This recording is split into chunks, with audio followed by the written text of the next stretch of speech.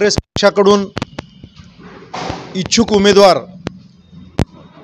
Nandatai Bhausaheb Patil मंडलापूरकर, doctor Shravan रॅपनवाड, मी स्वतः, Vijaykumar Patil, doctor Shrihari बुडगेमवार आणि रावसाहेब पाटील तारदडेकर आणि प्रकाश भगनुरे असे 6 काँग्रेस पक्षाचे इच्छुक उमेदवार या ठिकाणी संयुक्त पत्रकार परिषद घेऊन आम्ही पक्षाकडे नवीन चेहऱ्याला आणि स्थानिक कार्यकर्त्याला काँग्रेस पक्षाची उमेदवारी मिळावी अशी मागणी पक्षश्रेष्ठींकडे करणार असल्याची माहिती आज आम्ही सर्वांनी दिली। या ठिकाणी मुखेड तालुका किंवा मुखेड कंधार विधानसभेत बदलाचे वारे जोरात वाहत आहेत।